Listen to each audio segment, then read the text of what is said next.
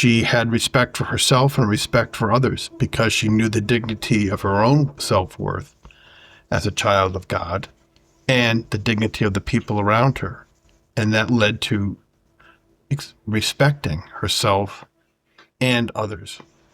Yeah. And love, because you have to love yourself, first of all. You can't love other people unless you love yourself. Welcome back to Relatable Wisdom, the podcast where everyday people share the quotes that have shaped their lives, inviting us all to reflect and connect. Today we're joined by Joseph Bolton, a gifted storyteller and a creative mind behind Old Grandmother's Tree.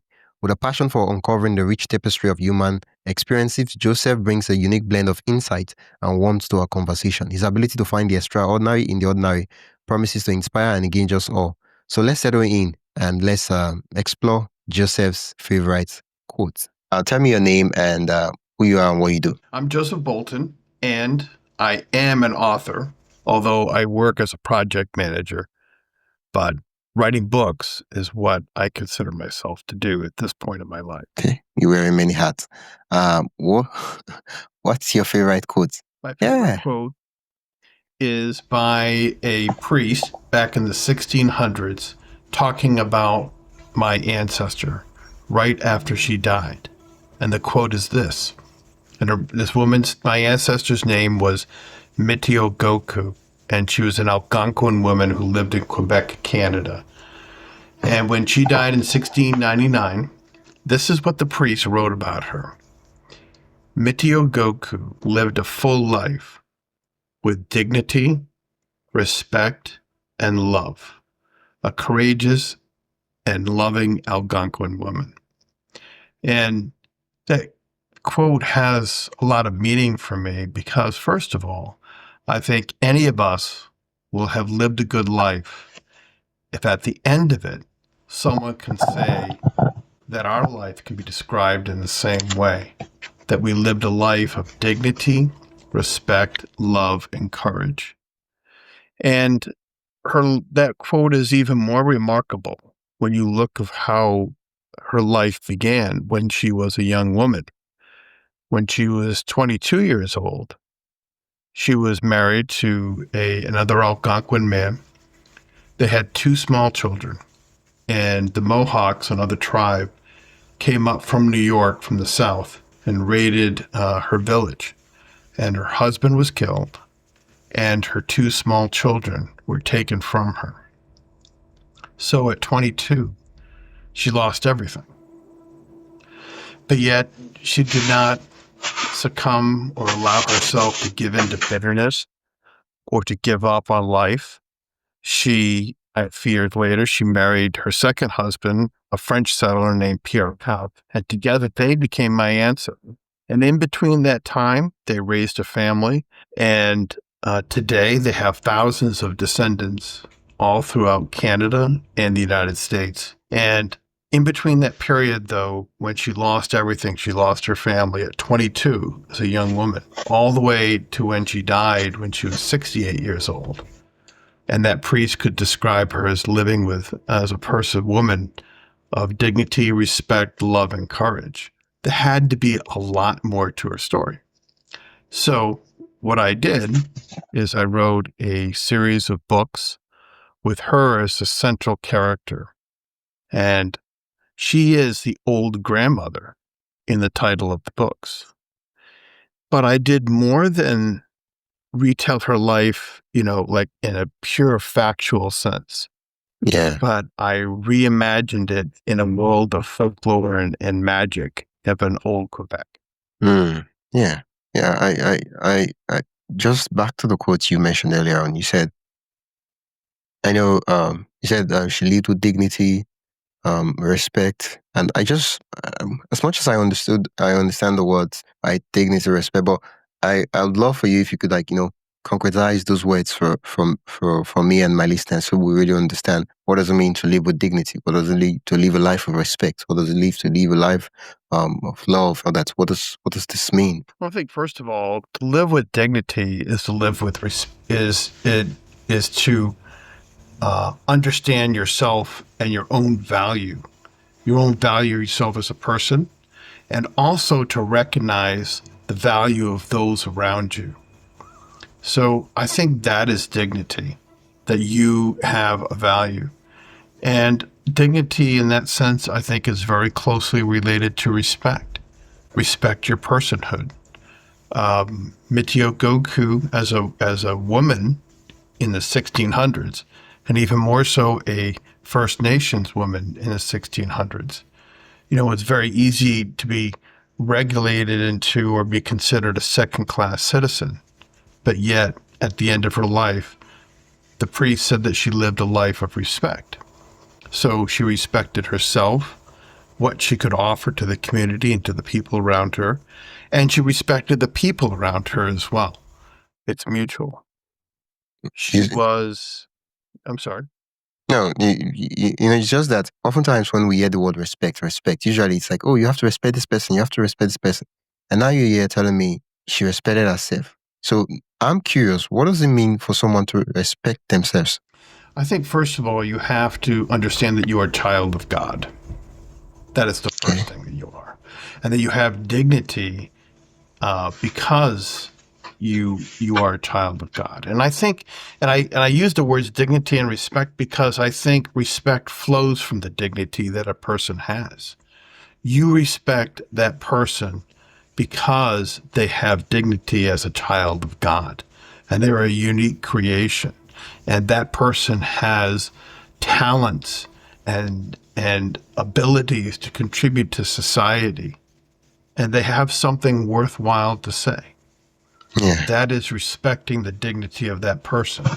And so Mitio Goku, when the priest described she had dignity, respect, and love, I think all three are very closely related. She had respect for herself and respect for others because she knew the dignity of her own self-worth as a child of God and the dignity of the people around her. And that led to respecting herself and others. Yeah. And love, because you have to love yourself, first of all. You can't love other people unless you love yourself. And I think that is really important when you look at when she lost everything. It's very easy for a person to fall when they lose everything, especially at a young age.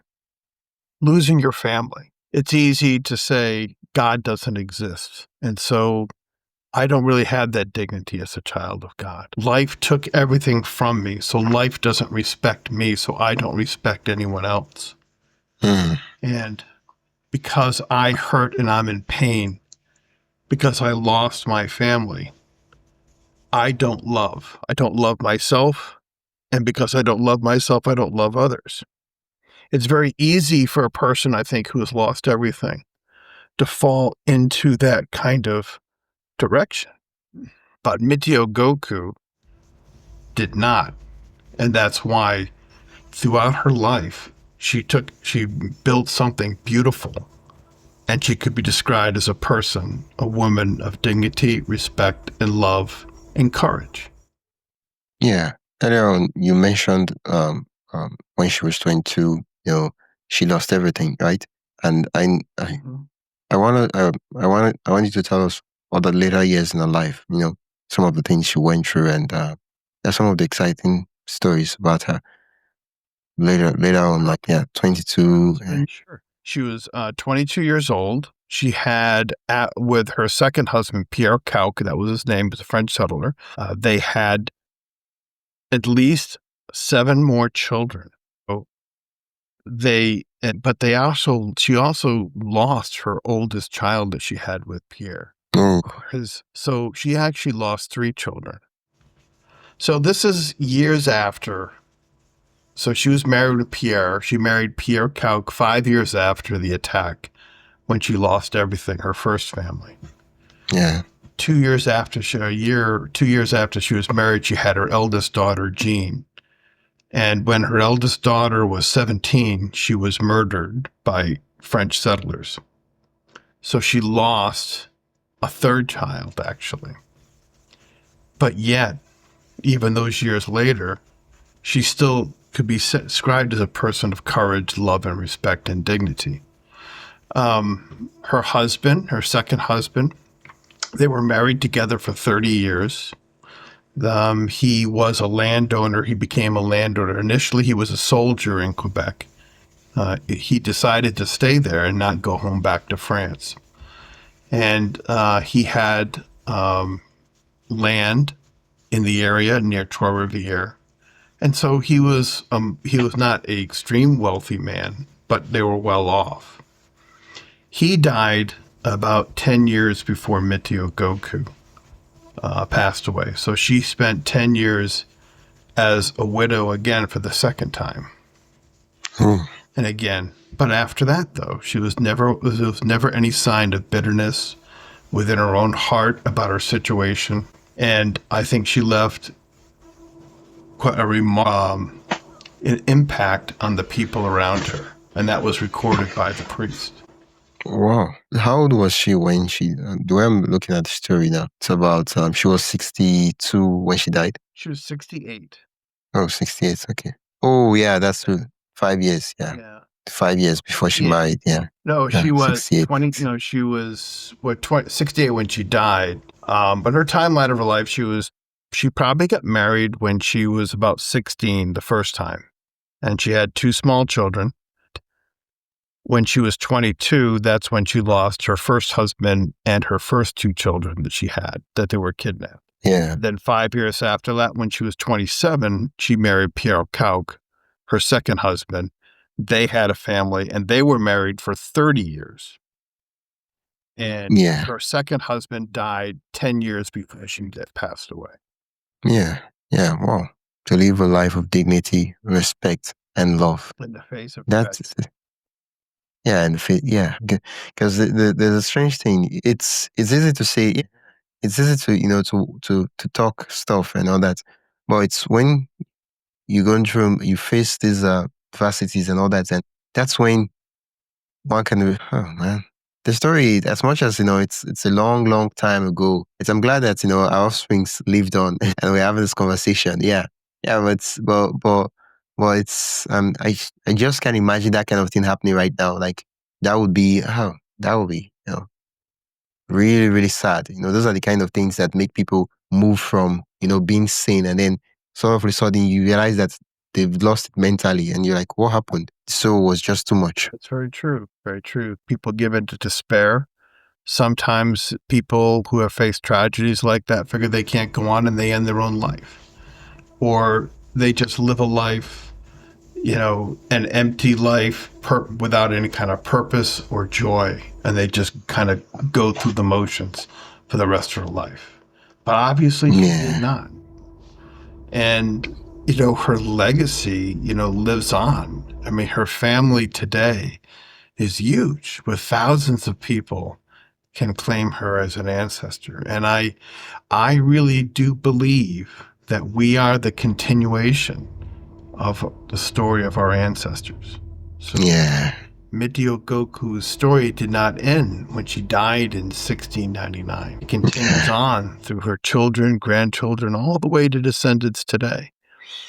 And even me writing the book about her, or the books about her, is a continuation of her story in a sense. It didn't end. What's the title of the book? The title of the book is Old Grandmother's Tree, and she is the old grandmother. Do you have a copy? Is there a physical copy there? Yes. Oh, sure. I can show you. The book there's 2 books. So this is the first one. I'll hold it up here. Okay. See it? Yeah. And she is the woman right there, right here. Yeah, the young lady. Yeah. Yes. And this is at nighttime. And this scene in the story, she is being visited. She's being visited by the spirit of her second husband, of her first husband. Her first husband. Yeah. So, and her first, when in my story, the way I wrote it, it starts off when she gets married the second time. And on her wedding night, she wakes up very early in the morning when it's still dark. She always loved looking at the stars when she was a girl. And she's looking at the northern lights in the sky that you see up like in Canada, the north, the green lights, lights. And while she's doing that, she meets the trickster animal characters. And she also meets the spirit of her first husband who comes back to Earth. And she was very apologetic almost at first to him. She's like, I have married again. And he says to her, yes, I know. And I'm so happy for you that you're not going to be alone. And he tells her to build a life of beauty and love and respect, and to have kind and beautiful daughters that would be just like her, and strong and brave sons that would make their father proud. Oh, And I think that's also what a good husband or a good spouse would want for their spouse if something happened to them, especially very early on in a marriage. They'd want their spouse to be happy. And that may mean marrying, of course, someone else. yeah. So that's the first cover. And here I'll show you the second book. So right now there are 2 books. Oh, it's a series. The third book, yes. This is the next cover right here. Okay, this one is blue. And it's blue. Yeah. And that is Mitio Goku's grandfather. Oh, Right oh, there. okay. The trickster animal characters. Yeah. There's 2 stories that talk about the wedding. And the very first story, the grandfather is talking to his wife, who's also Mitio Goku's grandmother, but the grandparents are talking. And they say it's been 5 years, and Mitio Goku is a young woman. She shouldn't be alone. And so the grandfather goes and visits the French because he knows that Mitio Goku is in love with that French settler. And he also knows that French settler loves Mitio Goku. And he talks to the priest. And at first, he wants the priest to tell both of them, Mitio Goku and Pierre Kauk, hey, you two get married. And the priest says, I can't do that. They have to do this of their own free will. And the priest tells Mitio Goku's grandfather to go into the church and pray to God, which he does in the very beginning of the story. So that part of the story illustrates the concern of grandparents and parents for their children, even when their children are adults. Yeah. Yeah. Yeah. I like the story. It is. It's a very good story, and even though culturally it's kind of based on the culture and the setting is in Canada and North America, the themes of the story are universal, and it is that way because I wrote it in a universal language that anyone can understand, and that is the language of a folktale. Every culture has folktales. And folk tales are very powerful as a language because they speak to the human condition of being a human being and how we live as human beings and how we live well and how we live correctly with values and right living. And so when anyone, no matter what cultural background a person comes from, if they read these stories, they'll recognize it right away and they'll understand it, because it's very universal. And the books are available not only in English, but they're also available in French as well. Oh, okay. Yeah. I would say I'm not surprised. First of all, the husband of the lady we're talking about is French, and then you're calling from Canada, and so Well, I'm actually calling from the United States. I live probably about 4.5 hours south of Canada. But you're Canadian, right? My mother is Canadian, yes. Oh, your mom is Canadian. Okay. Oh, wait. Your relation to this lady we're talking about, is it from your mom or your dad's side? It's my mother's side. Oh, okay. Yeah, so I see. It makes sense. The line from me to the Algonquin woman Mitio Goku goes from my mother, then to my mother's father, and then his mother, and then her mother, and her mother, then her father, and then mother, Mitio Goku. Oh, So it's almost a straight maternal line, just one man. yeah. Yes, it's all mothers all the way through, but one father. Yeah, I know somewhere in that mix there would be, I don't know, I know the chances of them being an actual line that it's just mother, mother, mother, mother. I don't really know what are the odds there will be Yeah, one. it is. It's actually just well, yes, it is because there's so many different possible lines that you could have. There's only one line that's mother, mother, mother. So, but in this case, there's only one man in that line. Otherwise, it would be all mothers all the way down to me. Yeah, Actually, yeah, two. There's my grandfather, and then there's my grandfather's fourth great grandfather okay, in that. So I have yeah, two men in that line between me and her, and the 9 people, 7 women yeah, and 2 men. So yeah. I guess the next question I'll ask you now, and then we'll round up the episode, is you wrote this book, and the book is not just something you conjured up like fiction and all that. It's more like it's one of those stories that you were writing about someone, and so in order to, as much as you want to make it interesting, write it in the form of folk tales and fiction, but it's not fiction. It's in the sense that it's real. It's actually happened, right? It's not stuff you're making up. But then you had to do your research and actually look. Okay, well, when she was 20, what did she do? What was it like? How did she meet the man, the husband, and stuff like that? And how has the research, the writing of the book, the story itself, has that changed you? What has been the effect of this process on you?